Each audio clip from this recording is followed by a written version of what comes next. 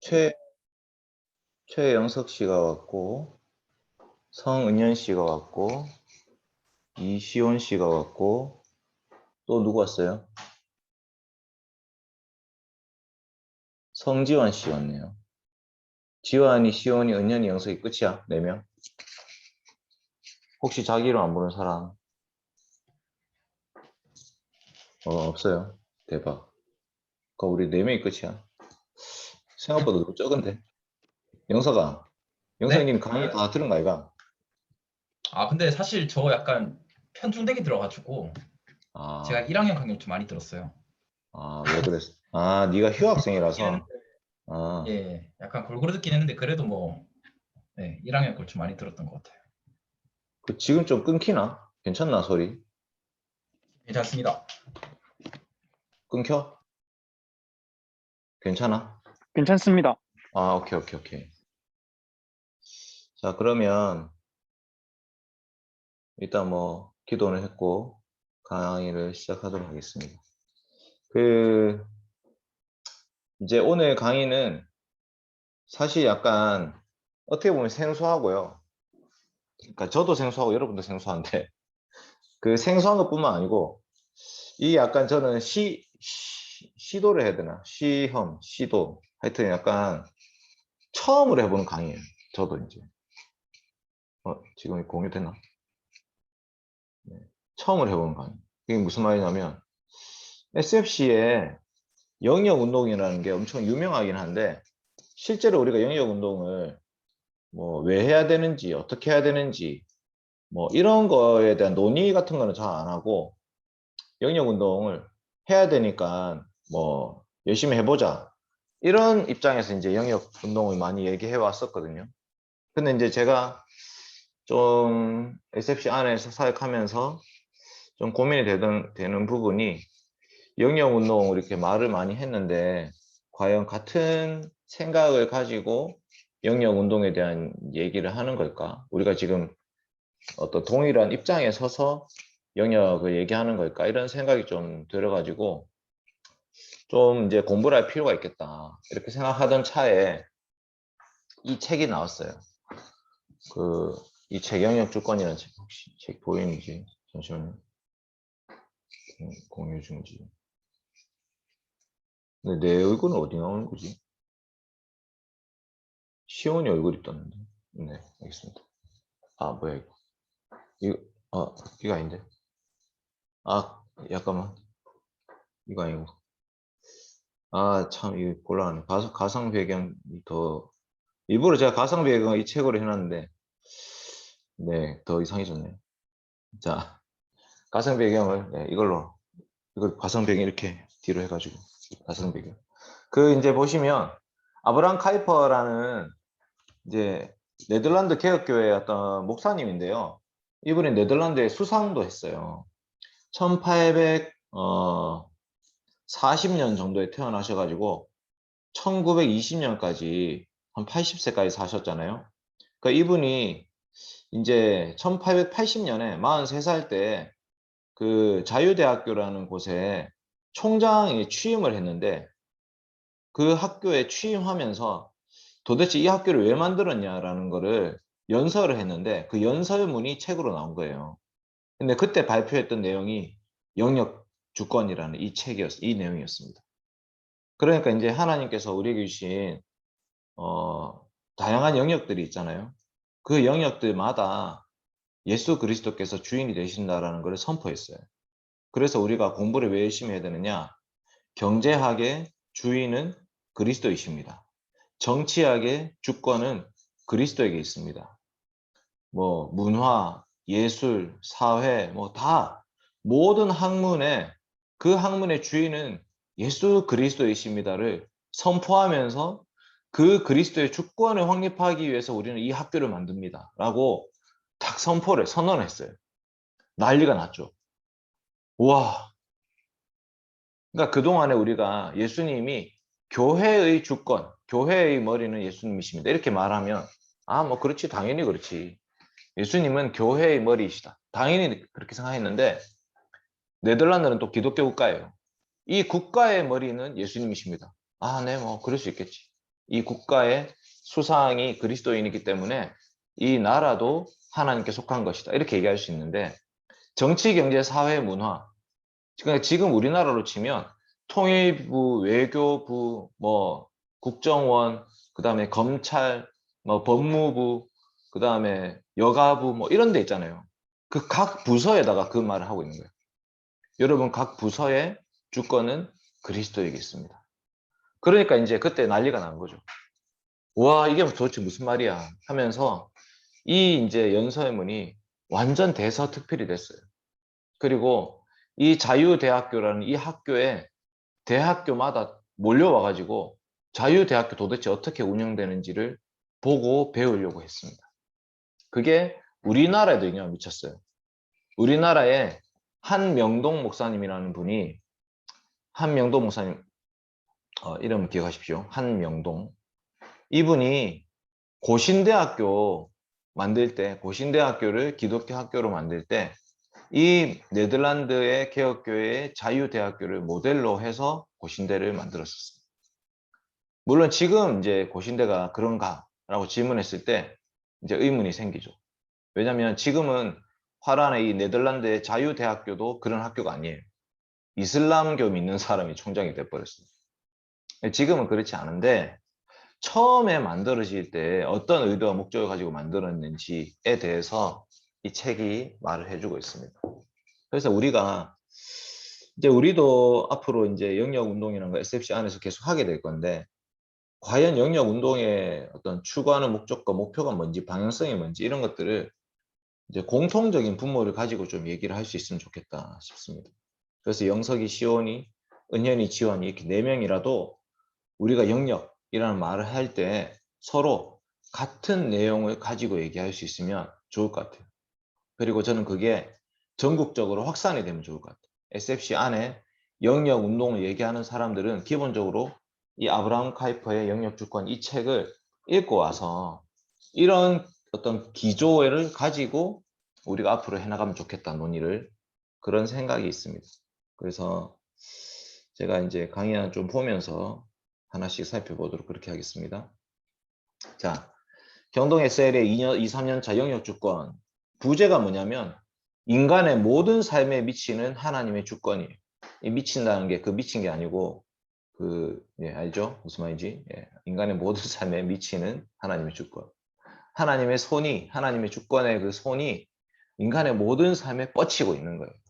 그러니까 하나님은 그냥 왕좌에 가만히 앉아가지고 에헴 내가 왕이야 이렇게 하시는 분이 아니고 그 통치권이 우리의 삶의 모든 분야에 지금 손길이 미치고 있는 거예요. 정말 놀라운 거죠. 그래서 이제 내목칸에 있는 너무나 중요한 한 문장이 있습니다.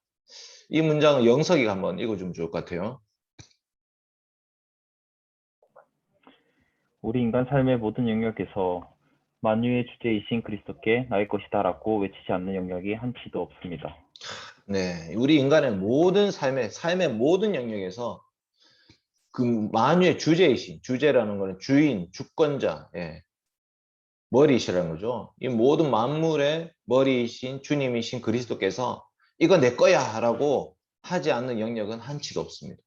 내 거야를 지금 제일 많이 하는 사람이 우리 집의 소윤인데 사실 소윤이 알고 보면 자기 게 아니에요. 이거 내 건데 왜 먹었어? 이렇게 얘기하는데 사실 알고 보면 내 게 아니고 아빠가 준 거죠. 엄마가 준 거고 만들어 준 거고 내 거라고 말은 하지만 사실 자기 게 아니에요. 부모님께 받은 거잖아요. 그런데 그리스도께서는요. 정말 이 모든 만유의 소유주가 되시는 거예요. 왜냐하면 예수님은 창조주이시기 때문이죠. 예수님은 말씀으로 천지 만물을 창조하실 때 그 말씀 자체가 예수님이시거든요. 그리고 예수님은 죄와 타락과 비참함으로부터 그것을 구원하기 위해서 십자가에서 죽으신 분이에요. 그리스도의 핏값으로 사셨다 이렇게 얘기할 수 있는 거죠. 그러니까 이 천지 만물 가운데 예수님께서 이거 내 거야 라고 얘기할 수 없는 거는 하나도 없어요. 모든 것이 다 그리스도의 것입니다. 지금 우리의 인생도 마찬가지죠. 우리 인생은 우리 게 아닙니다. 우리 인생은 주님의 것입니다. 우리의 시간과 공간, 우리가 갖고 있는 물질, 우리의 모든 것이 주님의 것입니다. 주님이 우리에게 잠시 맡겨 놓으신 거예요. 오늘 제 친구 한 명이 천국으로 갔어요. 마음이 좀 힘들어. 딸 한 명은 남겨놓고 이제 암 투병하다가 이제 죽었는데 43살 그 자매. 여러분 우리 인생이 우리 것 같아도요. 그렇지 않습니다. 우리는 언제 이 인생이 끝날지 모르는 그런 상황 속에 놓여 있는 거예요.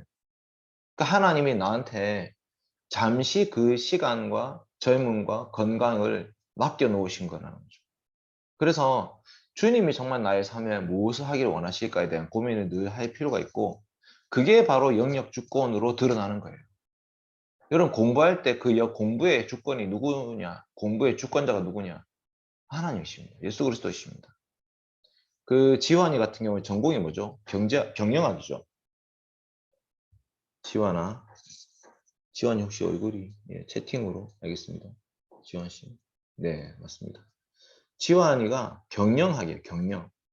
근데 이 세상을 매니지먼트 하시는 분 누구시냐? 이 세상이 어떻게 되기를 꿈꾸고 바라시면서 계획하시고 기획하신 분이 누구시냐? 하나님이시죠. 하나님. 그러니까 하나님의 계획표, 하나님의 시간표대로 세상 흘러가게 되어 있는 겁니다. 그래서 모든 경영의 주권자는 하나님이시죠. 최고 경영자 예수라는 책이 있어요. 시온이는 전공이 뭐예요? 시온이는 초등교사잖아. 초등교사. 초등교사. 부산 교대단이죠. 초등교사.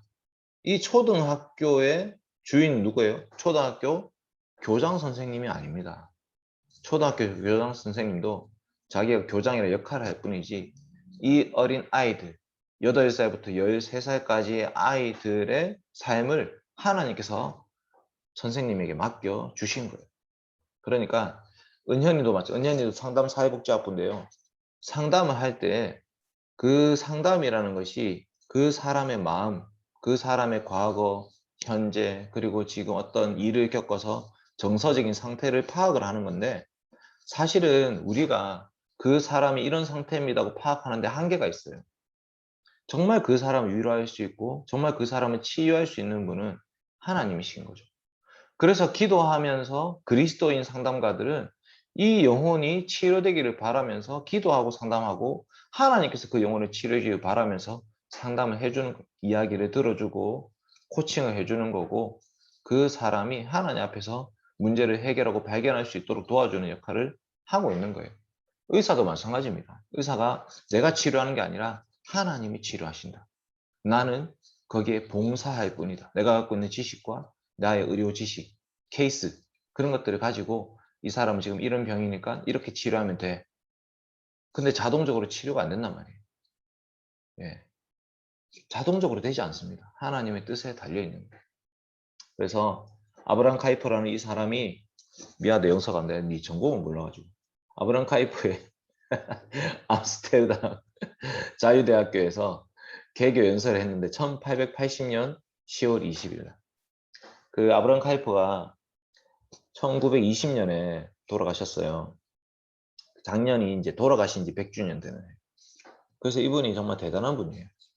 자유대학교는 네덜란드라는 국가라는 정원에서 무엇을 하게 될 것인가? 영원 주권 아니고 이거 고쳐야 돼요. 영역 주권 못합니다. 영역 주권. 그 다음에 왜 창 끝에 메인 자유의 모자를 흔드는가? 이건 학문의 자유를 말하는 건데 영역 주권 때문에. 왜 그렇게도 개혁파 기독교의 책을 주시하는가? 네, 영역 주권 때문에. 이 세 가지 문제의 답을 영역 주권으로 답을 하면서 아브라함 카이퍼가 연설을 합니다. 그래서 내용이 이 세 가지입니다. 보십시오. 국가와 교회와 학문, 이 세 가지 각각의 영역들은 오직 그리스도로부터 직접 고유한 주권을 받는다. 이게 결론이에요. 국가의 주권은 그리스도에게 있습니다. 교회의 주권은 그리스도에게 있습니다. 마지막 학문의 주권이 그리스도에게 있습니다. 보십시오. 국가, 각각의 영역이 갖는 주권을 침범하지 않고 인정하면서도 다양한 영역들이 서로 공의의 경계선 안에서 조화롭게 상호작용하도록 조정해 줘야 하며 개인의 삶이 집단에 의해서 억압되지 않도록 보호해야 한다. 이게 국가의 할 일인데 이 국가의 머리가 누구냐? 그리스도이시기 때문이에요. 그리스도께서 국가의 머리가 되시기 때문에 국가는 이런 역할을 해줄 수 있는 거죠.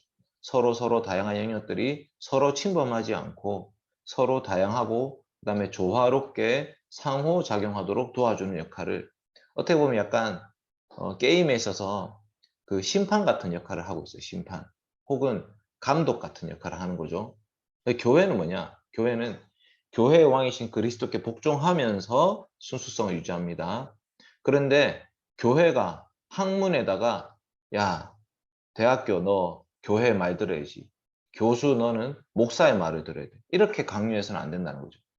교회의 왕이신 그리스도께 복종하면서 교회는 교회로서의 기능을 해야 돼요. 여러분, 교회만 할 수 있는 기능이 뭐가 있습니까? 교회는 구원의 방주죠. 구원의 방주.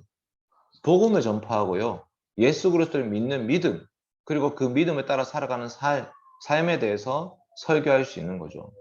그런데 교회가 경제학에 대해서, 교회가 정치학에 대해서 이래라 저래라 강요할 수 없다라는 것입니다. 교회는 자기에게 맡겨진 영역만 감당해야 돼요. 이게 또 중요한 부분입니다. 예를 들면 지금 우리나라 교회 같은 경우에 뭐 정광훈 씨도 마찬가지지만 정치에 너무 많은 친해를 하려고 해요. 왜 그럽니까? 교회가 지금 세력화되어 있기 때문이에요. 교회 그리스도인들만 800만 명에서 1000만 명이 된다고 알려져 있잖아요. 그러니까 문재인 대통령을 그 1000만의 표를 가지고 압박을 하고 있는 거예요. 여러분, 국가가 잘못할 때 교회가 그 국가를 향해서 말을 할 수 있습니다. 그런데 어느 정도껏 해야 돼요. 지금은 수위가 지나친 거죠. 국가라는 영역이 해야 될 역할을 교회가 다 하려고 하고 있어요. 반대로 이제 지금은 정부와 대항하는 교회 스탠스를 가지고 있지만 옛날에 박정희 정권 시절에는요. 그 독재 정권에, 유신 정권에 정말 말도 안 되는 일들이 벌어지고 있음에도 불구하고 교회가 아무 말도 하지 않았어요. 박정희 독재 정권에 맞서 싸웠던 김영삼, 김대중 전부 다 감옥 갔잖아요. 그런데 교회는 그때 오히려 정부가 잘하고 있다고 생각하면서 정교 분리를 얘기하면서 아무런 말을 하지 않았습니다. 여러분, 그것도 잘못된 거예요. 그런데 중요한 건 뭐냐? 교회는 진짜 교회가 해야 될 역할을 해야 되는 거예요. 그게 바로 구원과 관련된 사역이에요. 구원과 관련된 사역. 자, 학문 보십시오. 학문 마지막. 국가와 교회의 보호나 후원을 받습니다. 예. 국가로부터 보호를 받아야지 학문이 가능하죠. 네. 국가가 테두리가 국가라는 그 힘이 없어지면요. 아프가니스탄 같은 사태를 보십시오. 국가 정부군이 힘이 없어졌어요. 탈레반이 지금 쿠데타를 일으켜요. 그 다음에 외국들이 거기에 간섭을 하기도 하고 반대로 그 탈레반을 어떻게 해야 될까를 지금 예의주시하기도 해요. 그러니까 국가라는 테두리가 없어지니까 어떻게 되느냐? 이 나라가 불안정한 상태가 되는 거죠. 거기서 학문이 가능하겠습니까? 자기 생존이 지금 어떻게 될지 모르는 그런 상태에 있는데 어떻게 국가로부터 보호를 받으면서 학문을 어떻게 하겠어요? 할 수가 없죠. 교회라는 것이 학문에 있어서 도움이 될 수 있겠죠. 교회의 말씀을 들은 사람들이 하나님이 주권자이시구나, 하나님이 통치자구나, 하나님이 창조주구나, 하나님이 심판주구나, 그거 알 수 있지만 그렇다고 해서 교회가 앞장서 가지고 야, 학문을 이렇게 해야지, 왜 학문을 저렇게 하냐, 간섭하면 안 된다는 거예요. 교회는 학문에 간섭하면 안 됩니다. 그래서 진리를 주권자로 삼아서 인간과 세계에 대한 선명한 의식을 추구합니다. 그러니까 학문이 독립된 기관으로서 자기 영역에서 역할을 할 수 있도록 도와줘야 돼요. 그래서 국가에 기여해야 되죠. 그러나 동시에 교회는 자신의 신여로 전락시키지 않도록 주의해야 되는 거예요. 네. 그러니까 교회가 학문을 자기 신여로 만들 수 있겠죠. 그러니까 어용신학 이런 거 들어봤습니까? 어용? 대통령이 혹은 왕이 자기 집권의 정당성을 부여하기 위해서 학문을 이용해 먹을 수 있거든요. 고신이라는 교회와 고려신학대학원이라는 학교가 있는데요. 고신이라는 총회가 잘못함에도 불구하고 고려신학대학원의 교수님들이 그 고신 총회를 위해서 아무 말도 하지 못한다면 문제가 있는 거죠. 근데 왜 말 못하냐? 돈 주니까. 고신 총회가 고려신학대학원에 돈 주고 있거든요. 그러면 고려신학대학원 교수님들은 월급을 총회에서 받고 있는 거거든. 그러면 고신총회가 시키는 대로 말을 해야 돼. 예를 들면 신학적으로 이단인 사상이 이 교회 안에 들어와 있다. 근데 그 이단인 그 사람이 만약에 총회장이다. 그러면 말을 못하고 있는 거예요. 이상하잖아요. 그러니까 교회와 학교라는 것이 서로 분리될 수 있어야 되죠. 그러니까 최근에 인터콥 같은 경우에 그런 일이 있었기 때문에 인터콥 하는 분이 이제 어떤 고신총의 어떤 유력한 분의 아들이었어요. 그러니까 이제 인터콥에 대해서 아무 말을 못 하고 있었는 거예요. 근데 반대로 그 총회장이 이제 되려고 하시는 분의 반대파에 있는 분이 저 사람 공격하기 위해서 또 인터콥을 가지고 또 들어왔어요. 인터콥이 거의 이단성이 있는데 왜 인터콥을 고신교회가 하고 있나 하면서 또 이게 지금 서로 영역을 지금 침범하고 있다. 이게 보이죠? 지금 눈에 보이죠? 예, 학문은 학문 고유 역할을 할 수 있도록 교수가 교수로서 자기 역할을 잘 할 수 있도록 영역 주권을 가르쳐야 됩니다. 그래서 오늘은 특별히 국가에 대해서 좀 더 살펴보려고 합니다. 국가. 예. 이제 학문까지 가려면 이제 좀 더 공부할 게 많아요, 여러분. 이 학문에는 너무 다양한 영역들이 있어가지고 또 케이스 바이 케이스예요. 이제 사회복지, 상담, 뭐 그다음 경제, 정치, 사회, 문화, 예술, 뭐 교육, 의료 이게 전부 다 영역이거든요. 그러니까 이 학문적인 디테일한 영역들에 있어서는 좀 고민할 게 너무 많아가지고 오늘 공통적으로 국가에 대해서 우리는 개혁신앙인으로서 국가에 대해서 어떤 관점을 가져야 될까 이걸 좀 더 집중적으로 살펴보려고 합니다. 여러분 국가가 무엇입니까? 국가. 여러분 교회에서는 국가에 대해서 거의 배우지 않아요. 교회에서는 예배 시간, 설교 시간에 교회에 대해서 많이 배웁니다. 하나님에 대해서 배우죠. 국가에 대해서는 거의 배우지 않습니다. 그런데 성경에는 분명히 국가가 나옵니다. 보시면 국가의 시작이 어디냐면 창세기 10장이에요. 나라라는 표현이 창세기 10장에 처음 나옵니다. 나라. 창세기 10장에 5절과 20절과 31절에 나라, 나라, 나라 세 번 나오죠. 이 나라는 각기 언어와 종족과 나라대로, 각기 언어와 지방과 나라대로. 그래서 나라는 언어와 관계되어 있어요. 이게 뭐냐? 바벨탑 사건이죠. 여러분 바벨탑 사건이 나라를 만들어지게 된 계기예요. 바벨탑 사건 이전에는요. 예를 들면 노아의 후손들, 노아의 가족들은 그 가족들 자체가 그냥 교회고 나라였어요. 이해되죠?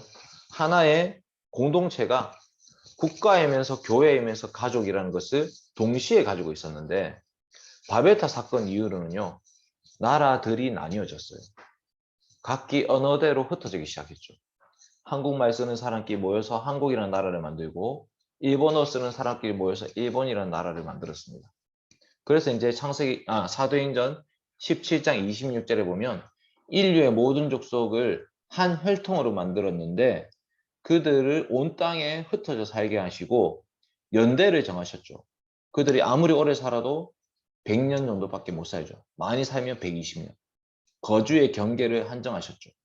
각자 나라마다 영토가 정해져 있는 거야. 그 다음 영토를 침범하지 못하고 있는 거예요. 그래서 바벨탑 사건이 나라의 시작이다 이렇게 좀 볼 수 있고요. 국가의 기능이 세 가지가 있습니다. 이게 좀 중요합니다, 여러분. 국가의 기능 세 가지를 외우십시오. 국가의 기능은요, 국민을 보호합니다. 국민들이 세금을 내서 그 국가를 다스리는 왕이 이제 돈을 가지고 있죠. 힘을 가지고 있어요. 근데 그 돈과 힘으로 뭘 하냐? 군인들을 불러 모아서 그 세금으로 군인들을 키웁니다. 그러면 그 나라를 보호할 수 있는 어떤 세력이 만들어지는 거죠. 그래서 이제 각주 1번에 보시면 밑에 각주 1번에 성경 구절이 있습니다. 사무엘상 8장 5절입니다.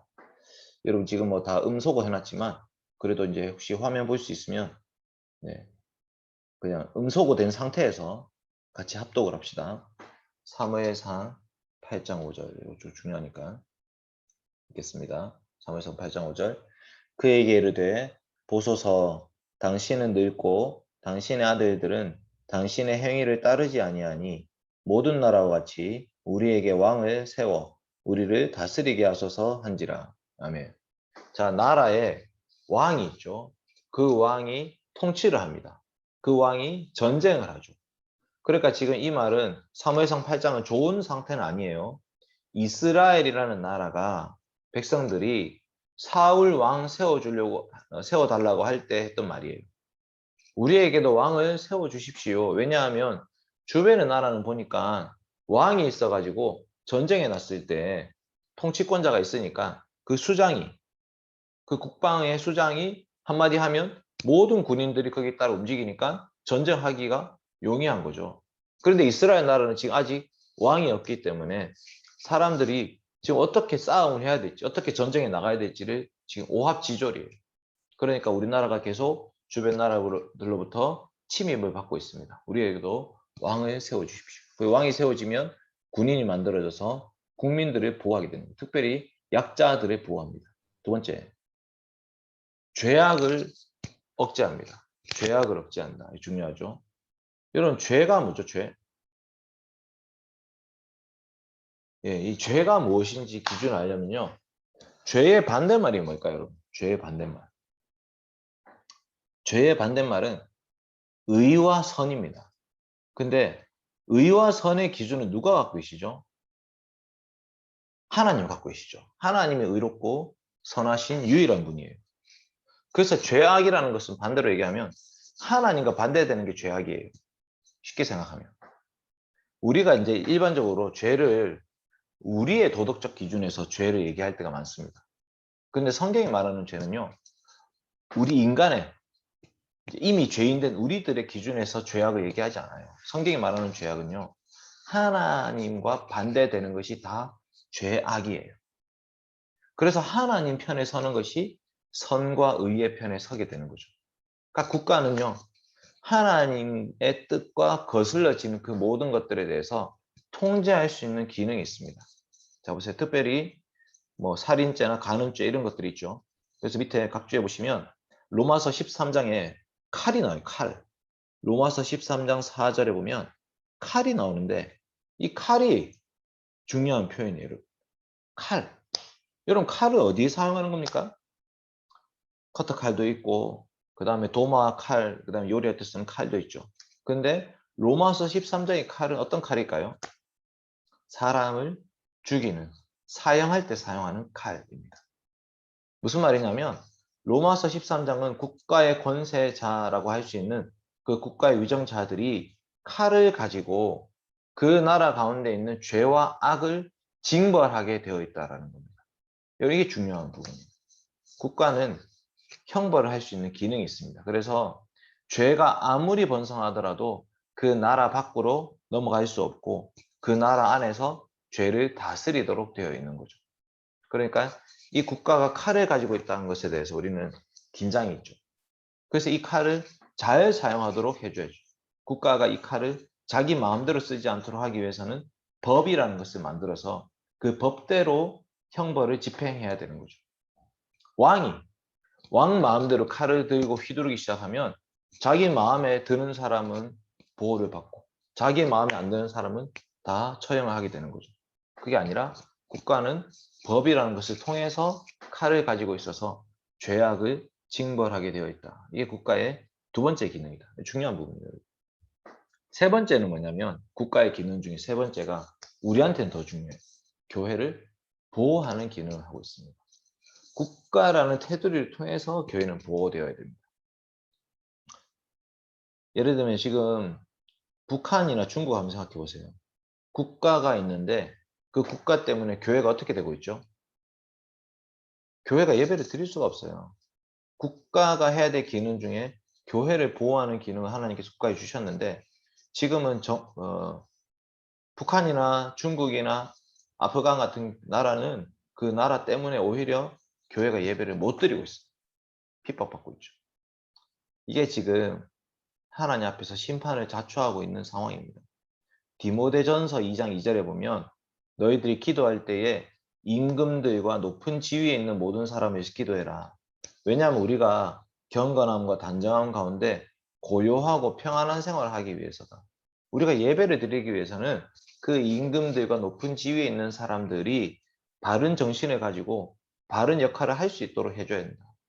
이게 디모데전서 2장 2절에 있는 국가의 기능입니다. 기능. 여러분들이 이 세 가지 기능을 국가가 해야 되는데 우리나라는 정치할 때 대통령 뽑을 때 이 기준으로 뽑지 않아요. 뭘로 뽑죠? 우리나라를 부강하게 발전시킬 수 있느냐 이렇게 뽑아요. 그러니까 이제 예를 들면 삼성이나 뭐 LG나 옛날에 이제 큰 기업들 밀을 수 있는 대통령 뽑으려고 했어요. 그런데 그거는 경제인들이 해야 될 역할이죠. 국가가 해야 될 역할은 그게 아니라 가난하고 힘없는 약자들을 보호하는 기능, 죄악을 억제하는 기능, 교회를 보호하는 이게 성경에 나와 있는 기능들이에요. 그러니까 지금도 우리가 대통령 뽑으려고 할 때 어떤 사람이 대통령 되면 좋은 나라가 될까에 대한 고민을 할 필요가 있어요. 약자를 보호할 개념이 있어야 돼요. 국가의 권세자가 갖고 있는 그 힘과 그 능력을 가지고 약자를 보호하지 않으면 그럼 국가라는 것이 존재할 이유가 없죠. 죄에 대해서 악에 대해서 억제하지 않으면 그러니까 최근에 뭐 조국 교수 이런 거 떴는데 물론 조국 교수 엄청난 죄를 지었죠. 예. 자기 힘을 이용해 가지고 자기 딸내미 그 의전대 보냈죠. 그래서 그 한 명에게 죄를 지었죠. 그런데 국회의원 중에 수없이 많은 사람 부동산 투기해가지고 자기 돈 벌고 있고요. 죄악이 억제되지 않고 심지어 자기 아들이 마약을 했음에도 불구하고 별로 큰 형벌을 받지 않는 그런 국회의원들이 너무 많잖아 지금. 그러면 도대체 표창장 때문에 그 의전대 안 간 그 한 명이 그 죄에 대해서 그렇게 열심히 묻고 있는데 4년 징계하고 있는데 그렇지 않은 수많은 또 다른 죄악들에 대해서 어떻게 억제하고 있는가에 대한 고민을 할 필요가 있는 거죠. 국가의 기능은 뭐냐? 죄악을 억제한다. 그래서 이제 최근에 국가공익위원회에서 국회의원들 부동산 투기한 사람들 조사해가지고 명단 띄웠잖아요. 잘한 거죠. 죄악을 억제하고 있는 거니까. 그 다음에 교회를 보호해야 되는데 지금 코로나 관련해가지고 교회 예배를 드리게 하니 많이 이런 얘기를 국가가 먼저 앞장서서 하고 있죠. 여러분 이게 국가가 하는 게 좋은 게 아닙니다. 교회가 스스로 우리 조심하겠습니다. 우리 열심히 방역하겠습니다. 우리 열나면 절대 교회 못 오게 하겠습니다. 우리 스스로 열심히 그 원칙을 내세웠다면 국가가 할 필요가 없는데 지금 국가가 교회를 향해서 너 예배 드려라 드리지 마라 이렇게 얘기하고 있죠. 그러니까 지금 기능이 너무 침범하고 있어요.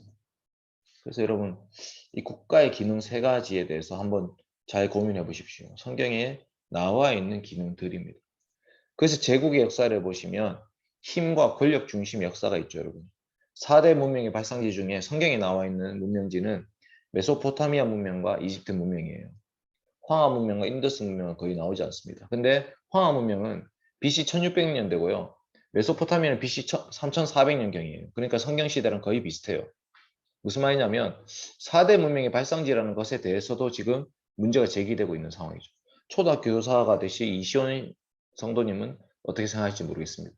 초등학교 아이들한테는 4대 문명의 발상지 이런 걸 가르칠지 모르겠지만 농경 목축, 농경 문화 위주의 그 다음에 서방 위주의 생각이 아닌가 이런 해석이 나오고 있어요. 어쨌든 중요한 거는 성경이 얘기하고 있는 제국의 역사가 있다는 거죠. 메소포타미아 어디냐? 갈대아 우르 지역.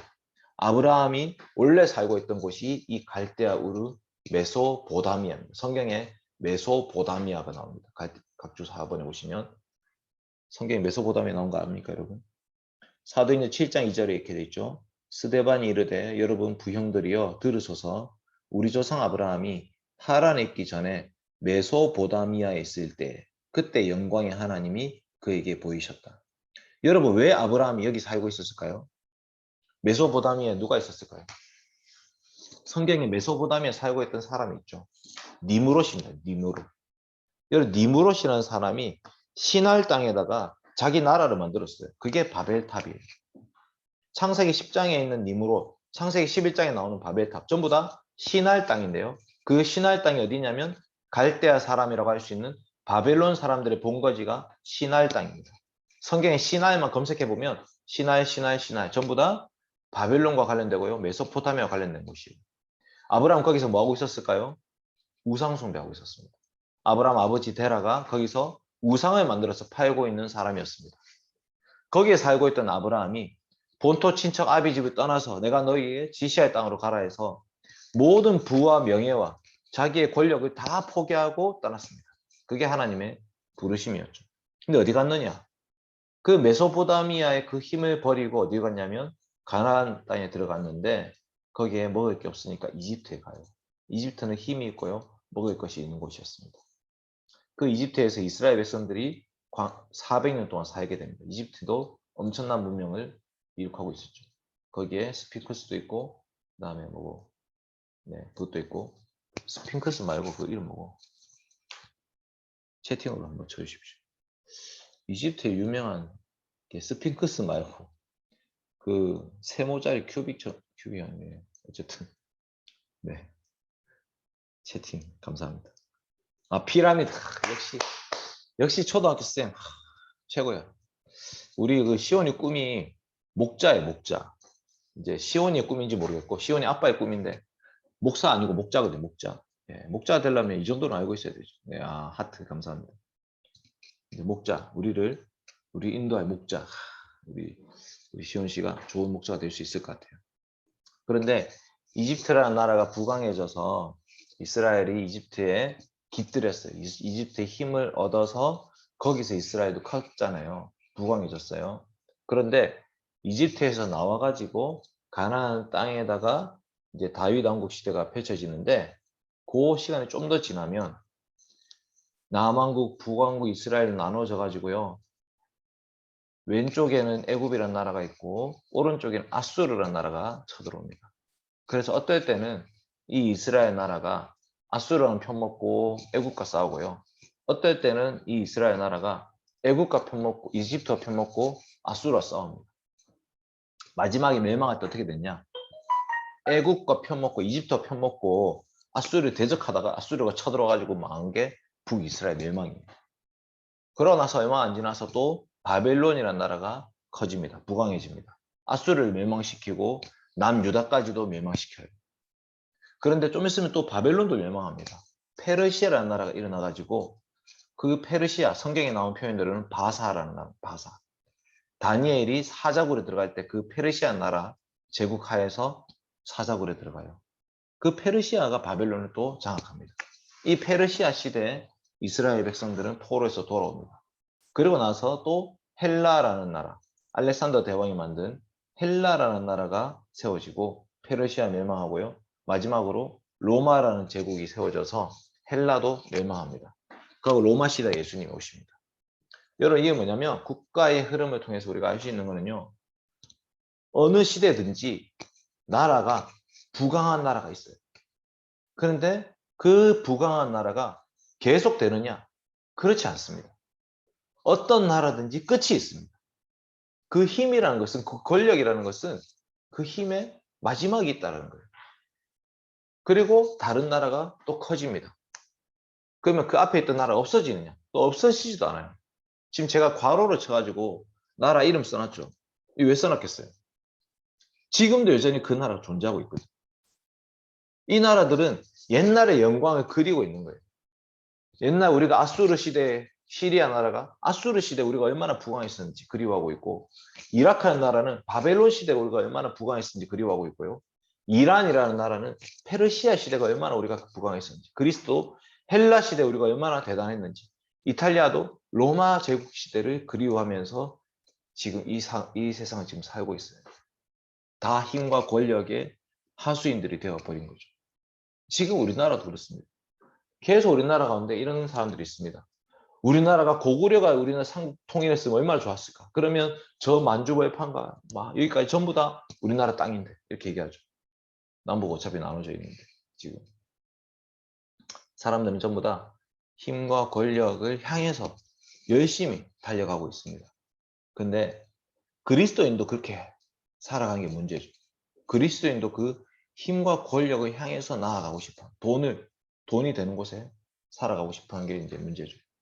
근데 교회 역사는 보십시오. 교회 역사는 뭐냐? 이 교회 역사는요, 아무도 주목하지 않아요. 여러분, 아브라함 그 한 사람이 갈대아 우르에서 나가든 가나안 땅에 들어가든 말든 누가 신경 쓰겠습니까? 아브라함에 대한 이야기는 성경에밖에 안 나와요. 성경에밖에. 왜? 하나님만 관심이 있거든요. 아브라함 이삭을 낳았을 때 누가 관심을 가졌을까요? 아무도 관심 가지지 않죠. 그런데 그 집에는 엄청난 축제가 벌어지고요. 할례를 행하죠. 드디어 하나님이 약속의 말씀대로 아브라함에게 아들을 주셨구나. 야곱이 요셉을 낳을 때 다 마찬가지입니다. 성경은요. 세상이 주목하지 않는 그러나 오직 하나님만 바라보고 하나님께 예배드리고 하나님 말씀에 순종하는 그 사람을 주목하고 있는 거예요.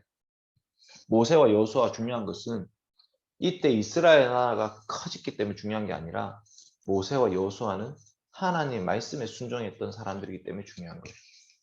하나님 말씀대로 이스라엘을 애굽에서 건져서 가나안 땅으로 인도했던 사람들이 사사들도 마찬가지죠. 사사들 중에는요, 정말 부족한 사사도 많았어요. 어떻게 저런 사람이 사사로 나오지? 라고 싶은 사람들이 참 많습니다. 왼손잡이가 있습니다. 절름발이가 있습니다. 그 다음에 또 뭐 여자도 있습니다. 그러니까 그때 당시 전쟁을 여자가 하는 게 아니니까. 그러니까 이 사사라고 하는 사람들이 출신 어떤 지파들이나 그 다음에 그 가문을 보면 그 사람의 배경을 보면요. 와, 어떻게 저런 사람들이 사사가 되지? 그런 사람들이 있는데 그들도 하나님 말씀에 복종함으로 하나님께서 사용하셨죠. 사무엘, 사울, 다윗, 솔로몬 전부 다 이 이스라엘 나라를 하나님의 나라로 세웠던 사람들입니다. 물론 사울은 실패했죠. 그러나 하나님은 다윗을 세우시고요. 솔로몬 시대에 드디어 성전을 만드시고요. 성전을 만들었다는 건 뭐냐면 이 나라의 왕권이 하나님께 있음을 드러낸 거예요. 아, 이 나라는 하나님을 섬기는 나라구나를 보여준 게 바로 왕궁 옆에 성전을 세워서 통치를 하는 거죠. 그러니까 이 왕은 하나님의 다스림에 따라서 이 나라를 다스리는 왕이구나를 보여주는 게 이 언약 중심의 역사관입니다. 북이스라엘과 남유다가 있습니다. 나뉘어졌죠. 이게 왜 나눠졌는지가 중요해요. 여러분, 북이스라엘과 남유다가 왜 나눠졌을까요? 예, 하나님께서 르호보암이라는 왕, 남유다의 왕이 솔로몬 다음에 르호보암이 세워졌을 때 여로보암이라는 이 사람은 이제 군대 장관이에요. 그 여로보암을 통해서 르호보암을 긴장시키려고 왕을 세웁니다. 그러니까 북이스라엘 나라를 만들 때 내가 니한테 이제 앞으로 10지파 떼줄 테니까 그거 한번 하나님 나라로 잘 만들어 봐라를 하고 싶은 게 아니라 남유다가 지금 잘못하고 있으니까 그것을 징계하기 위해서 북이스라엘을 만들어서 긴장시키는 거예요.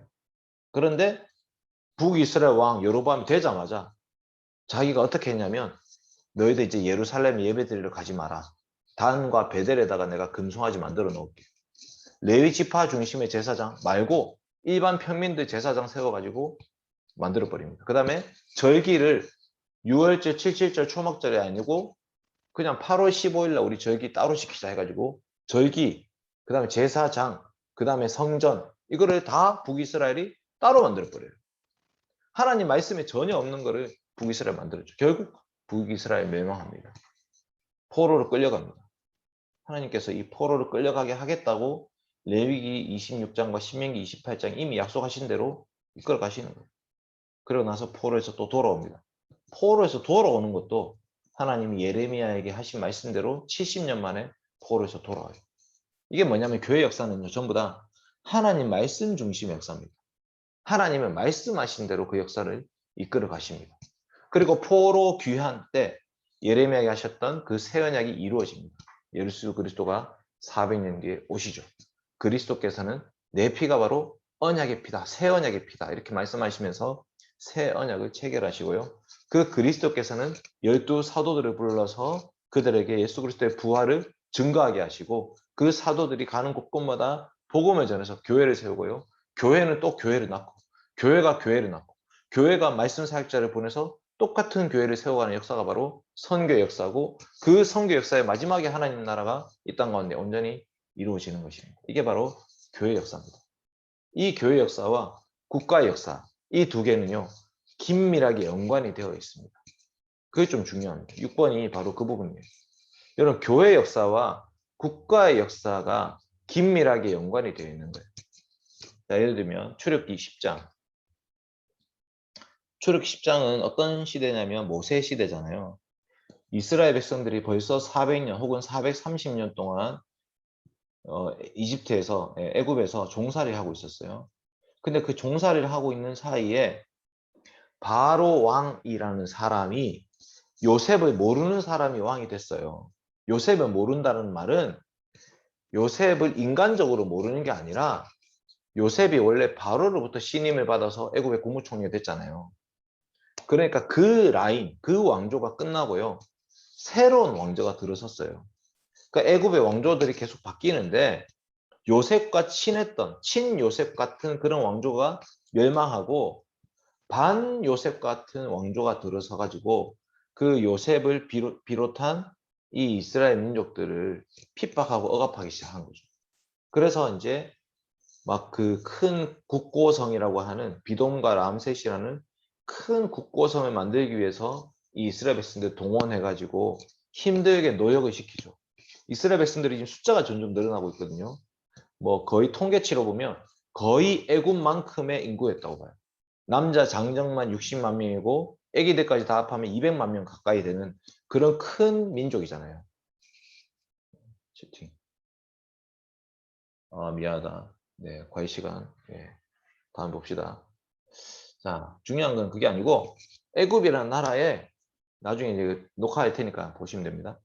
자, 애굽이라는 나라에 위협이 되는 이 종으로 살고 있는데 사람이 너무 많아지니까 애굽이라는 나라에 위협이 되고 있는 거예요. 그래서 이 애굽이라는 나라에 대적들이 쳐들어왔을 때 그때 그 대적들이 오면 이 이스라엘 백성들이 그 대적들과 힘을 합해가지고 애굽 왕조를 무너뜨릴까 싶어가지고 계속 산하 제한 정책을 계속 펼치는 거죠. 애를 죽여라. 자, 너희들 산파들 와가지고 애 태어나면 남자면 죽여버려라. 그리고 산파들이 말 안 들으니까 국민들에게 반포하죠. 너희들 아들 태어나면 다 죽여버려라. 근데 말 안 들어요. 그리고 하나님께서는 이스라엘로 하여금 부강하게 하시는 그런 시대입니다. 그리고 나서 결국 이스라엘이 애굽에서 나가잖아요. 여러분, 인간적으로 생각하면 애굽에서 나갈 때 이스라엘 백성들이 쫓겨나듯이 나가야지 정상이잖아요. 애굽이 힘을 갖고 있잖아요. 애굽이 힘을 갖고 있고 이스라엘 백성들 노예살이를 하고 있기 때문에 이 종살이 하던 사람들이 어떻게든 결국 애굽에서 도망 나가는 것만 해도 다행인 거야. 그런데 하나님 어떻게 하시냐면요. 그렇게 비겁하고 비굴하게 나가게 하지 않습니다.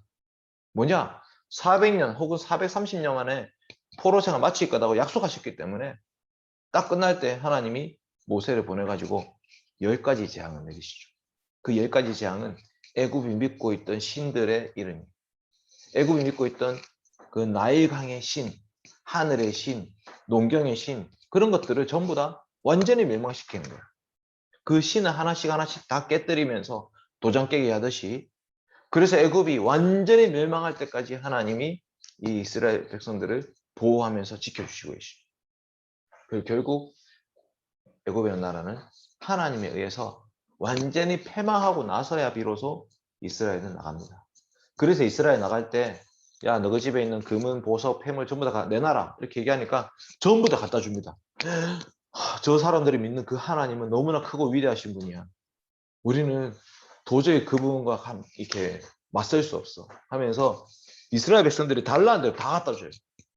그걸로 나중에 뭐 만듭니까? 광야에서 엄청나게 화려하고 아름다운 성막을 짓게 됩니다. 이 전리품이라는 것으로 하나님의 나라를 건설하게 되는 거예요. 그러니까 국가라는 그 힘이라는 것이요. 애굽이라는 나라의 그 부강함이라는 것이 무엇을 위함이었을까 생각해 보십시오. 성경의 관점대로라면 애굽이 부강한 것은 나일강 때문도 아니고 애굽이 부강한 것은 그 피라미드나 스피커스 때문이 아닙니다. 애굽이 부강했던 것은요. 하나님이 이스라엘을 보호하고 보존하고 그 나라에서 크게 하기 위해서 인큐베이터 같은 역할을 하게 하기 위해서 애굽이라는 나라를 크게 하셨던 거예요. 그런데 괴롭히니까 하나님의 백성들을 괴롭히기 때문에 완전히 멸망시키시는 거죠. 두 번째 사건은 바벨론입니다. 시편 137편에 놀라운 말씀이 있습니다. 여러분 이 말씀 본 적 있죠? 시편 137편 9절 말씀입니다. 네 어린 것들을 바위에 메어치는 자가 복이 있으리로다. 네 어린 것들을 바위에 메어치는 자가 복이 있으리로다. 이 정말 너무 무섭잖아요.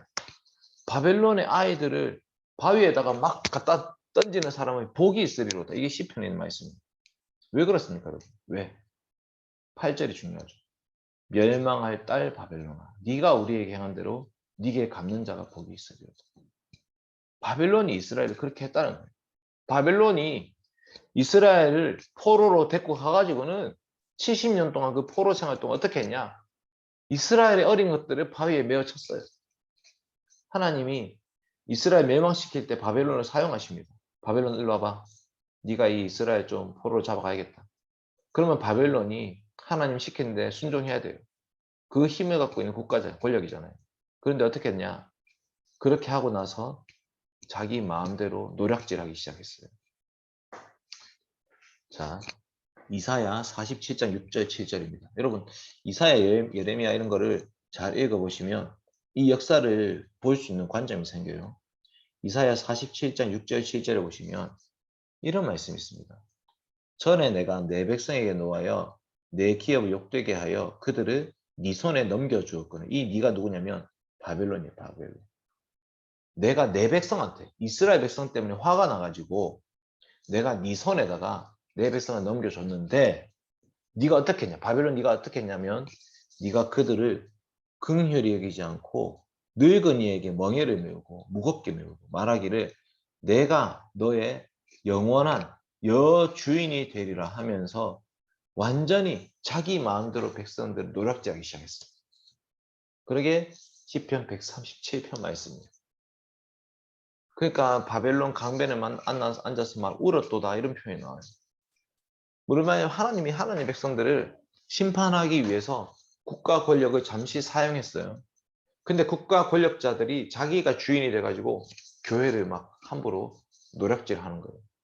예레미야 50장에 나오죠. 나의 소유를 노략하는 자여 너희가 즐거워하며 기뻐하고 타작하는 송아지같이 발굽을 구르며 군마같이 우는도다 하면서 예레미야 50장 결론은 뭐냐면 내가 너희들 완전히 다 멸망시킬 거예요. 바벨론 너희들 죽을 줄 알아라. 이게 예레미야 50장 말씀입니다. 나중에 한번 찾아서 읽어보세요. 무슨 말이냐? 지금 하나님께서는 국가 권력, 이 바벨론을 사용하셔서 이스라엘 백성들을 심판하시긴 하시지만 그렇다고 해서 너가 마음대로 해도 된다 이렇게 말씀하신 게 아니에요. 그 심판 가운데 이스라엘 백성들이 회개하기를 바라면서 이 교회의 성도들이 다시 하나님께로 돌아오기를 바라면서 이 역사를 지금 움직이고 계시는 거예요. 여러분 페르시아 나라는 복받습니다. 왜 복받습니까? 페르시아는 이스라엘 백성들 포로에서 다시 돌아가도록 고레스라는 왕이 칙령을 내려서 이스라엘 백성들 다시 포로로 돌아가게 했어요. 그랬더니 하나님이 페르시아에게 엄청나게 많은 나라를 주셨습니다. 혹시 성경책 갖고 있습니까? 제가 지금 성경 구절을 안 찾아놨는데 성경책 있으면 에스더 1장 한번 보십시오. 에스더 1장. 내가 좀 띄워줄까? 에스더 1장에 너무나 놀라운 말씀이 있어요. 에스더 1장. 에스라, 느헤미야, 에스더 이렇게 나오죠. 에스라, 느헤미야, 에스더에 보시면 에스더 1장 1절입니다.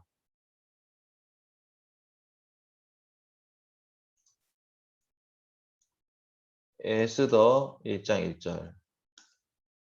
에스더 1장 1절. 네, 오케이. 자, 이거 공유하게 하겠습니다. 자, 에스더 1장 1절 보십시오. 이 일은 아하수에로 왕 때 된 것이니 있었던 일이니 아하수에로는 인도로부터 구스까지 127지방을 다스리는 왕이 이렇게 되죠. 127지방을 다스리는 왕이다. 그러니까 이게 지금 페르시아의 왕인데요. 이 페르시아 때의 제국이 얼마나 부강하고 얼마나 컸냐를 보여주는 표현이 127도예요. 도. 127지방. 예. 그래서 이제 이만큼 큰 부강할 수 있었던 이유가 뭐냐면 페르시아가 대단해서가 아닙니다. 이사야 43장에 보면 이런 말씀이 있습니다. 이사야 43장. 예.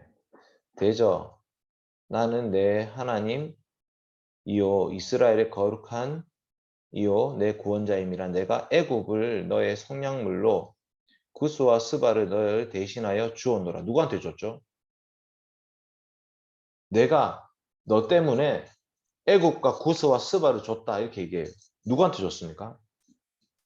페르시아. 페르시아라는 나라에다가 이거 다 줘버렸다는 거죠. 왜냐하면 내가 너를 사랑하기 때문에. 네가 내 눈에 보배롭고 존귀하고 내가 너를 사랑했기 때문에 내가 너 대신 다른 사람들을 내어주고 백성들이 네 생명을 대신했다 하면서 내가 너의 자손을 동쪽에서 오게 할 것이다. 서쪽에서 모을 것이다. 북쪽에서 남쪽에서 내 아들들이 끌어오고 내 딸들을 땅끝에서 오게 하고 내 이름으로 불려지는 모든 자, 곧 내가 내 영광을 위해서 창조한 자를 오게 할 것이다 하면서 하나님 이스라엘 백성들을 얼마나 사랑하시는지, 왜 포로에서 돌아오게 하셨는지, 어떻게 돌아오게 하셨는지를 말씀하고 있어요. 이사야 43장 말씀. 너무나 놀라운 말씀이에요. 여러분 고레스라는 왕은요 이사야 시대의 사람이 아니에요. 고레스 왕은 이사야 시대의 사람이 아닌데 하나님께서 이 이사야에게 고레스 왕에 대한 말씀을 해주셨습니다. 고레스에 대해서는 내 목자다. 여호와께서 그의 기름 부음 받은 고레스에게 같이 말씀하시죠. 놀랍죠. 이게 결국 페르시아 왕 고레스 때 이루어진 말씀이에요. 고레스. 그래서 국가 권력자들은요 자기 힘으로 살아가는 사람들이 아닙니다. 하나님이 나에게 그 힘을 주셨다고 고백하면서 살아가야 될 사람들이에요. 자, 먼저 좀 쉽시다. 근데 1시간 넘게 한 것 같은데. 지치죠? 네, 뭐, 안 지쳐도 쉽시다. 딱 한 6분만 쉬고 8시 10분에 다시 시작하도록 그렇게 하겠습니다. 혹시 질문 있으면 채팅이나 혹은 말 주시죠. 네. 아, 다시 해야겠다. 앞에. 어쨌든, 예. 예수님이 최고입니다. 네, 왕입니다. 그래서 이제 영역 주권 우리가 배웠는데 예수님이 왕입니다가 핵심이에요. 근데 어디서 예수님이 왕이냐? 교회에서 예배 드릴 때만 예수님이 왕이 아닙니다. 내가 집에서 성경책 읽고 기도할 때만 예수님이 왕이 아닙니다. 내가 공부를 할 때도 예수님이 왕이 되십니다. 내가 친구를 만날 때도 예수님이 왕이 되십니다. 내가 집안일을 할 때도 예수님이 왕이 되십니다.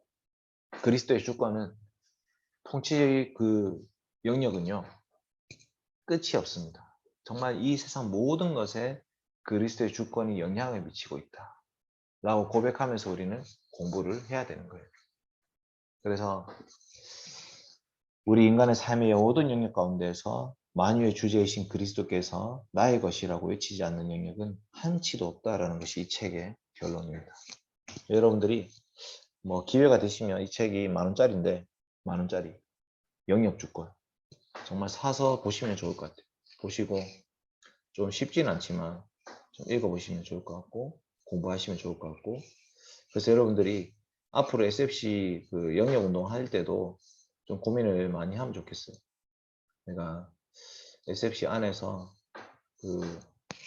그냥 예를 들면 SFC 열심히 해가지고 너무 뭐 배웠어 했는데 저 교회 중심 배웠어요. 정말 중요하죠. 근데 교회 중심은요. 나 목사 될 거야. 이렇게 하는 게 교회 중심 아니거든요. 세상 속에서도 그리스도인으로 살아가겠다가 교회 중심이에요. 교회에서 들었던 그 말씀이, 교회에서 들었던 그 예배가 내 삶의 모든 부분에 영향을 미친다. 그게 바로 교회의 중심이에요. 나는 교회의 성도라는 것을 늘 인식하면서 세상 속에 살아가는 게 교회 중심입니다.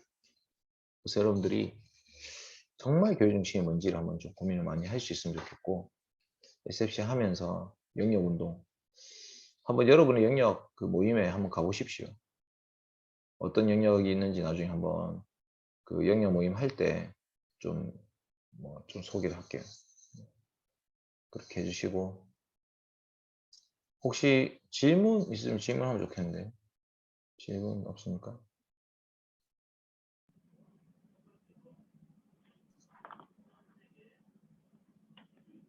간사님, 저희가 영역 운동을 할 때 사실 국가에 대해서 할 수 있는 게 지금 사실 어떻게 보면 지금 얘기하신 게 예배 범위 침해되지 않는 거에 대해서만 예배에 대해서 침해되지 않는 거에 대해서는 뭐 나서서 뭘 하지 말라는 얘기를 약간 하셨잖아요. 그래서 우리는 위정자를 위해서 기도하라는 얘기를 하셨고 그러면 그게 뭐 위정자들이 어떤 문화에 대해서 이렇게 뭔가 문란하게 하거나 뭔가 이런 제약된 일을 이렇게 함을 보험에도 우리가 가만히 있어야 되는지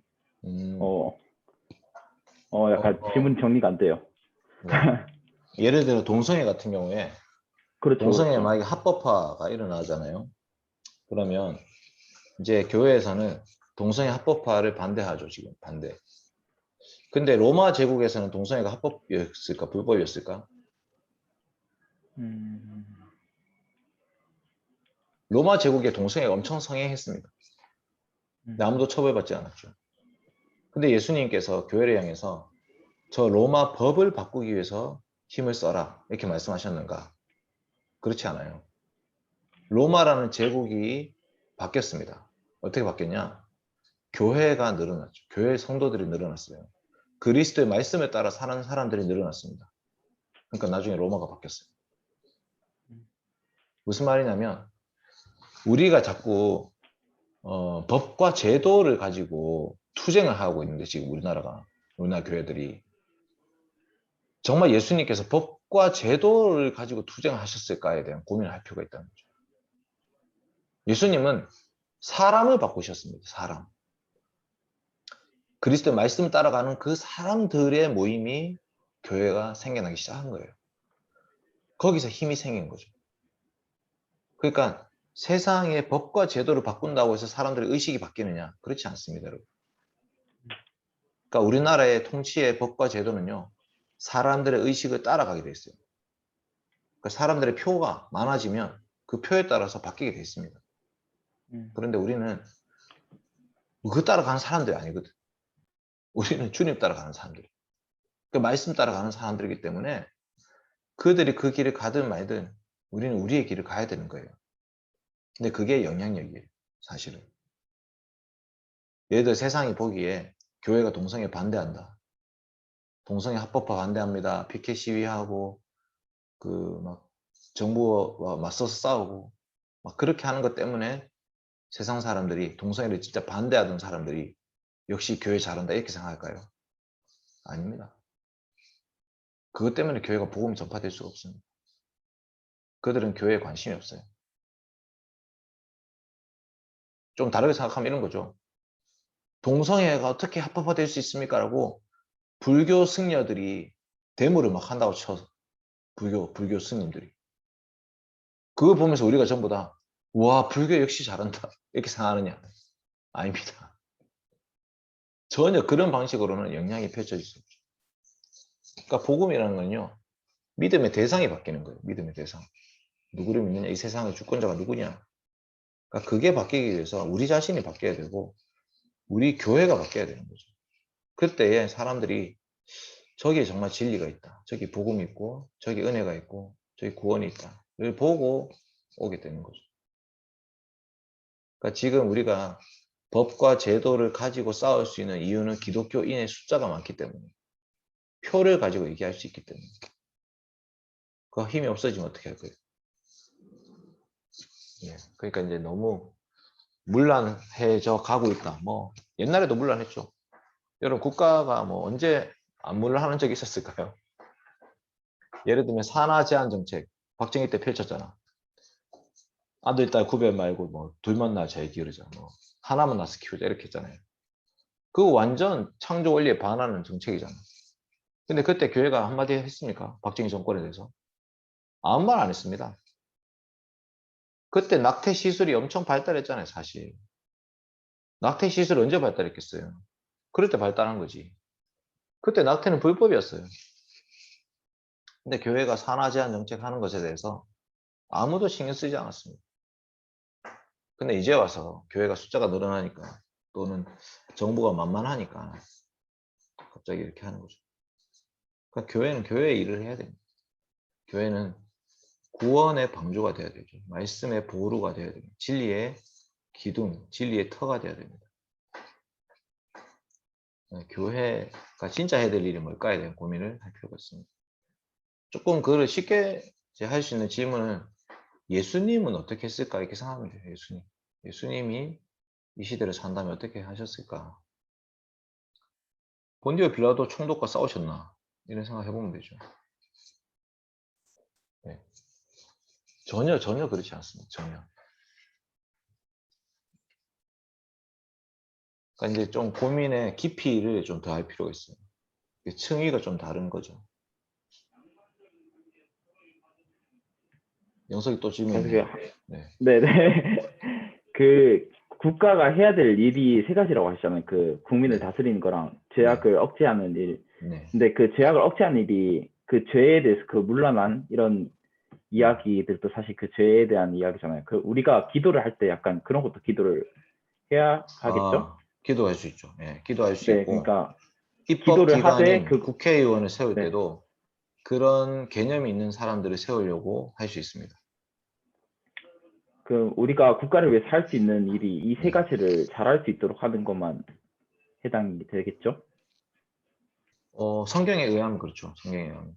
어, 그러니까 이제 국가론이라는 게 사실 뭐 정답이 없는 거잖아요. 국가에 대한 개념 자체가 정답이 없는데 성경은 그것을 명시해서 가르치고 있기 때문에 우리는 그 성경의 기초에서 국가가 이 일을 잘할 수 있도록 약자를 보호하고 그 다음에 죄악을 억제하고 그다음에 교회를 보호하는 이 기능을 잘하게 해달라고 기도하는 거죠. 그러니까 기도라는 게 원래 말씀에 근거한 거 기도잖아요. 그러니까 하나님의 약속의 말씀이 그것을 말하고 있기 때문에 우리는 그렇게 기도하는 겁니다. 그리고 국가라는 그 제도는 한시적입니다. 주님이 다시 오실 그날에 이 국가는 완전히 다 없어져요. 끝나요. 네, 심판받고 멸망할 것이고 그때의 교회는 계속해서 하나님 나라의 백성으로서의 기능을 하게 될 겁니다. 그날을 우리는 소망하는 거죠. 그날을 기대하고 기다리고. 그러니까 세상은 그런 역사를 알 수가 없죠. 세상은 이 계시를 모르기 때문에 말씀의 비밀을 모르기 때문에 앞으로 어떻게 될지를 모르고 지금 세상은 교회를 괴롭힐 수 있어요. 네. 근데 우리는 그렇지 않은 거죠. 우리는 말씀대로 세상 움직이시는 하나님 믿기 때문에. 예를 들면 지금 미국, 중국 막 힘이 세다 이렇게 얘기하는데 그러면 그것도 뭐 언제까지 갈까? 아까 그 제국의 역사를 봤을 때 뭐 100년, 200년 가겠습니까? 저는 미국, 중국도 그렇게 오래 가지 못할 것이다 라고 생각합니다. 그 말은 뭐냐면 지금 미국, 중국이 힘이 세다고 해서 미국, 중국에 빌붙으려고 하는 사람들이 있어요. 그거 아닙니다. 그런 식으로 해서는 절대 바른 길을 갈 수가 없습니다. 진리와 정의의 편에 서는 사람들이 필요한 거죠. 이제 그게 실제로 우리한테도 있는데 여러분 그 학점 잘 주는 교수님 너무 좋아하지 마십시오. 학점 잘 주는 교수님 좋은 교수님 아니에요. 바르게 가르치는 교수님 좋은 진짜 학문을 바르게 그러니까 나한테 이익이 되느냐로 판단하지 마시고 저분이 가르치는 그 내용이 진짜냐 아니냐로 판단할 수 있는 눈이 있어야 돼요. 학점을 짜게 주더라도 진짜 숙제 많이 내고 빡세게 가르치더라도 저분한테 배우는 게 진짜다. 그러면 거기 배우러 가십시오. 그게 약간 저는 SFC 운동원들이 좀 야성을 회복할 필요가 있다 싶은데 정말 좀 그렇게 전투적으로 살았으면 좋겠어요. 그래서 이제 사실 그런 수업 인기가 없잖아요. 사람이 적을 거란 말이야. 근데 너 왜 왔어? 했는데 저 SFC 운동원이라서 왔어요. 정말 이게 저는 엄청난 메시지라고 생각해요. 그 SFC가 뭔데 뭐 그 교수님 알 수가 없잖아요. 근데 SFC 운동원들이 진짜 그런 삶을 산다면 그 길을 간다면 세상이 알 수 없는 비밀을 가진 사람들이 진짜.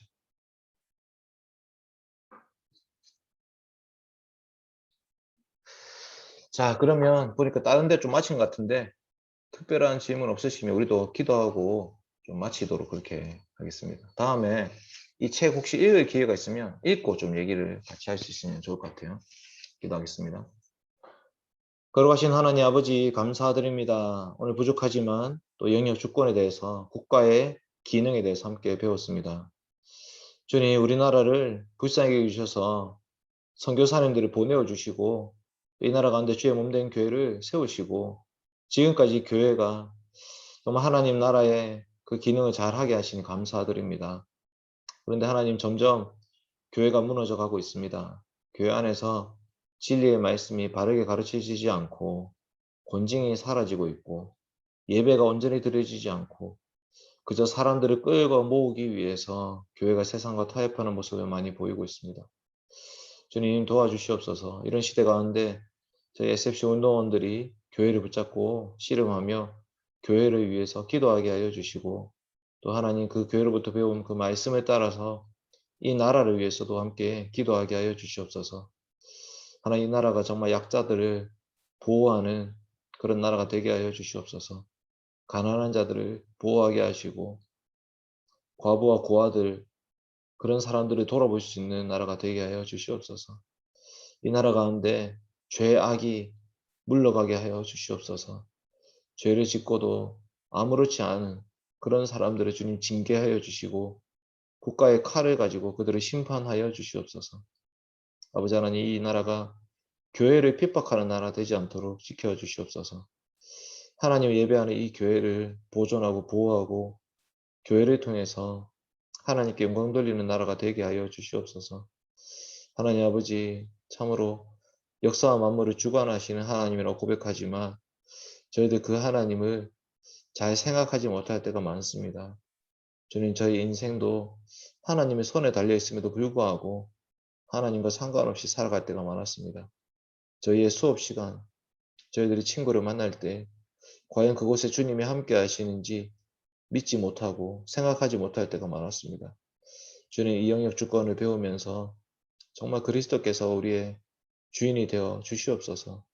그리스도께서 나의 모든 삶의 주권자가 되어 주셔서 다스려 주시고 통치해 주시고 하나님께서 기뻐하시는 모습대로 늘 하나님 앞에서 살아갈 수 있도록 저희 삶을 붙들어 주시옵소서. 이 시간 함께 한 우리 모든 SFC 운동원들 주님께서 붙들어 주시거나 하며 우리 주 예수 그리스도의 이름으로 기도드립니다. 아멘. 감사합니다.